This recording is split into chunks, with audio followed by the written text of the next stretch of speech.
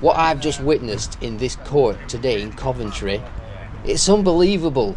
The audacity of the people who work in these places.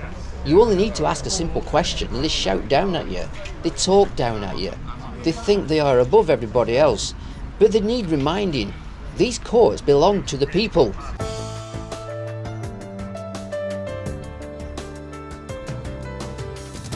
So when I walked in, one of the magistrates recognised who I was, and he didn't want to proceed, so they left the court because he recognised who I was. That's not fair. I know. So I asked if there was a replacement, and they said no, there's no replacement. So you asked the question: is it a criminal court or a civil court? So when they left, I asked the clerk.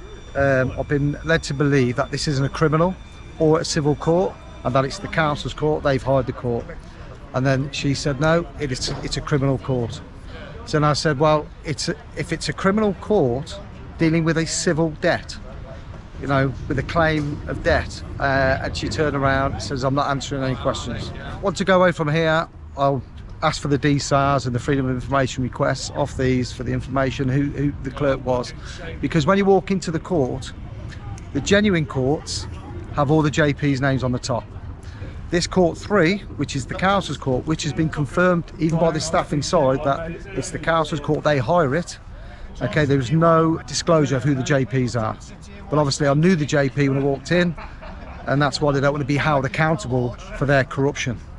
Because that's what it is, it's a corrupt court. One thing that really shocked me when I walked in is that they wouldn't answer your simple question, the clerk. Yeah. Is it a criminal or a civil matter? She wouldn't even answer. No, I had to push her on it. And when I pushed her on it, she went, it's a criminal matter. Well, this is a criminal court. And you need witnesses in court, don't you? Correct. And it should be a court of record. So if this is a criminal case, if this is a criminal matter, it needs to be a court of record. Unfair, ineffective and unjustifiable. The case for ending imprisonment for council tax arrears in England. Chris Doe, QC. And this is information from the Social Market Foundation, September 2019. Its chair was Mary Ann Seagart, the director James Kirkup, trustees Baroness Gender, Baroness Grender, MBE, Nicola Horlick, Tom Ebbott, Right Honourable Dame Margaret Hodge MP, Peter Reedman, Melvin Rodriguez, Trevor Phillips OBE, Professor Tim Bale. So what does it have to say? The law in itself can be very controversial. Citizens of England can be sent to prison in 2019, for example, for only one form of civil debt: council tax. This power is a hangover for the deeply unpopular and short-lived community charge or poll tax introduced under the Thatcher government in 1990, only to be scrapped by John Major 3 years later. The power derives from a single regulation and could be revoked by the stroke of a minister's pen.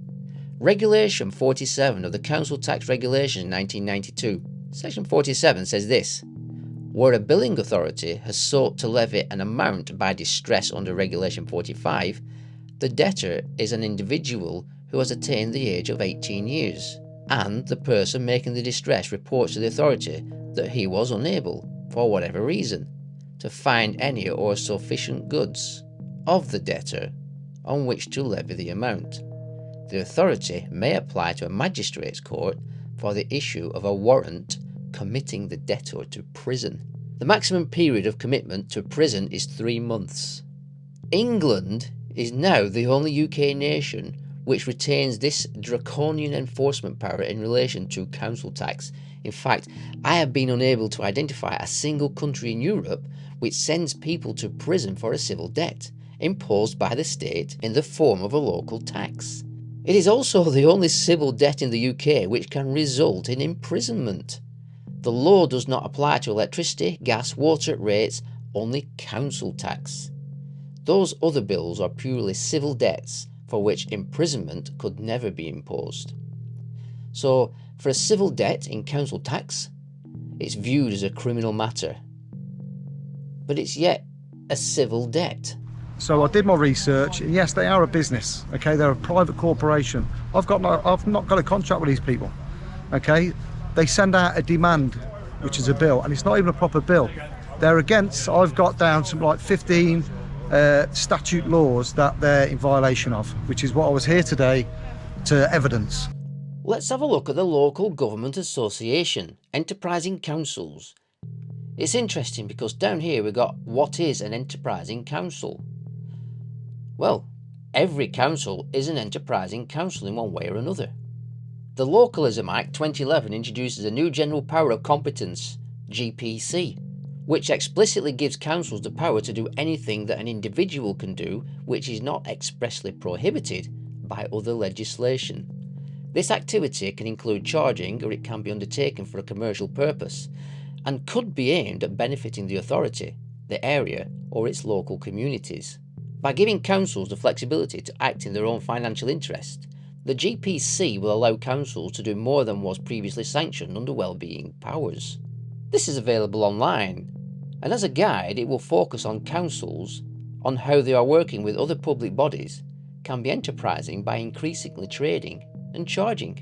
I was here on the 18th of September for my original summons. As soon as I cited that this was the council's court and that they're in breach of the Magistrates Court Act, they just shut me down.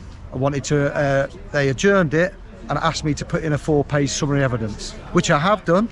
I've put that in, and I was hoping today I'd get my opportunity to put that case across. Do you think there's evidence to suggest that the councils are actually hiring courts? Yeah, it's been confirmed. It was confirmed by the Magistrates Court staff that that's not their court. The councils hire that court. They've been doing it for 20 years. That was a comment. I'm not going to throw the bloke under the bus, but for 20 years he's worked here, and for 20 years they've been doing this. And he agreed with everything I was saying.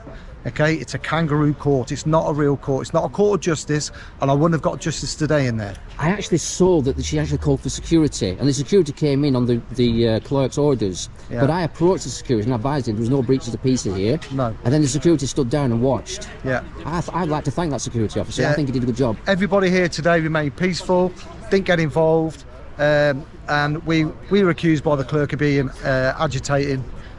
Being aggressive, but there was no agitating. I was making statements. Was questioning their authority. Yeah, I was making a couple of questions and making statements. Okay, and the legal prosecutor on behalf of the council, which I believe his name is Mr. Ryder, he just put his head down. He wasn't interested in looking at me when I was talking to him. He just had his head down, and that's a guilty man. He did look very knows guilty. He's corrupt. He did knows to he's me. corrupt. Right, so let's just have a quick look at the Council Tax Administration and Enforcement Regulation 1992, Section 47. Commitment to prison.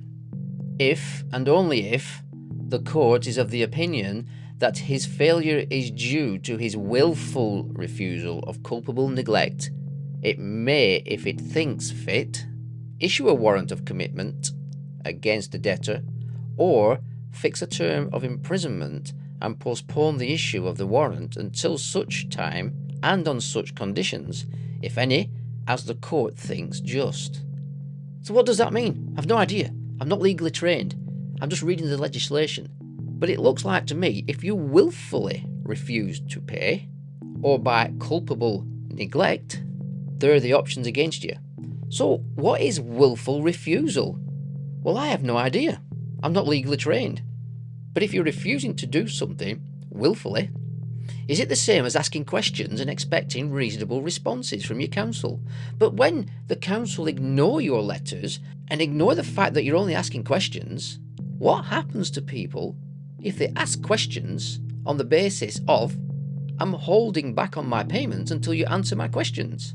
And if the questions are reasonable, would it be unreasonable to send them to prison just because the council ignored the letters?